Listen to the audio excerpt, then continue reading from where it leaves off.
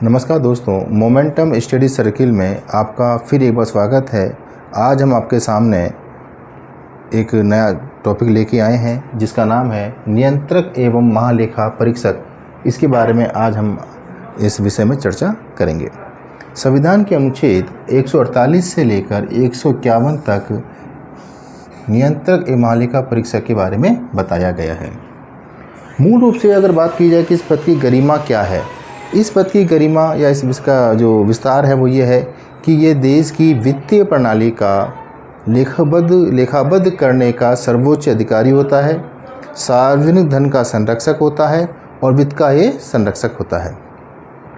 इस प्रकार से हम कह सकते हैं कि भारत के संविधान में इस पद को बड़ा ही महत्वपूर्ण पद माना गया है। और हम बात करते हैं कि इसकी नियुक्ति किस प्रकार से होती है। हम नियुक्ति की चर्चा करें उससे पहले मैं बताना उचित समझता हूँ कि इस पद के बारे में भारत शासन अधिनियम 1935 में भी बताया गया था और इस पद की स्थापना भारत शासन अधिनियम 1919 के संविधान के तहत ही कर दी गई थी। तो इस प्रकार से हम कह सकते हैं कि हमने 1950 के जो हमारा जो वर्तमान संविधान है, हमने इस संविधान के अंदर हमने इस पद को 1919 और उसके बाद 1935 से हमने इसको लिया है।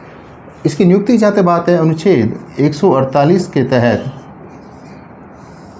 राष्ट्रपति के द्वारा मंत्रिमंडल की सलाह पर नियंत्रक महालेखा परीक्षक की नियुक्ति की जाती है।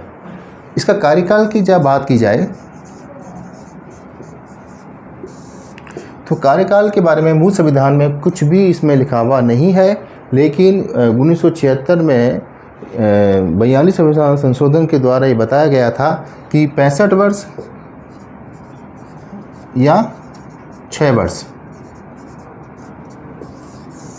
जो भी पहले हो, महानियंत्रक लेखा परीक्षक अपने पद को ग्रहण करता है। इसके अलावा चर्चा की जाए कि ये अपना पद त्याग किस प्रकार से होगा। तो पद त्याग करने से पहले हमको समझना होगा कि जो नियंत्रक महालेखा परीक्षक है वो राष्ट्रपति के समक्ष शपथ लेता है और अपना पद त्याग भी, इस्तीफा भी अपना राष्ट्रपति के द्वारा ही दिया होता है। इसके अलावा इसमें महाभियोग की प्रक्रिया जो सुप्रीम कोर्ट के जज के लिए तय की गई है, उसी प्रणाली के द्वारा महानियंत्रक लेखा परीक्षक को अपने पद से हटाया जा सकता है।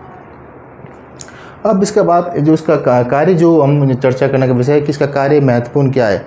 इसका जो महत्वपूर्ण कार्य वो ये है कि संघ, राज्य, केंद्र शासित प्रदेशों के वित्त को नियंत्रित करना और इसकी रिपोर्ट करना, उनकी जांच करना इस पद का महत्वपूर्ण कार्य है। इसके अलावा एक महत्वपूर्ण है कि सबसे सर्वप्रथम जो बने थे वो वी नरहरि राव प्रथम भारत के प्रथम महानियंत्रक लेखा परीक्षक थे और जिनका कार्यकाल 1948 से 1954 तक रहा था। इस प्रकार से हम समझते हैं कि बहुत ही छोटा टॉपिक आपके सामने रखा है, लेकिन बड़ा ही महत्वपूर्ण विषय था। आगे के टॉपिक के लिए हम फिर चर्चा करेंगे। जब तक नमस्कार।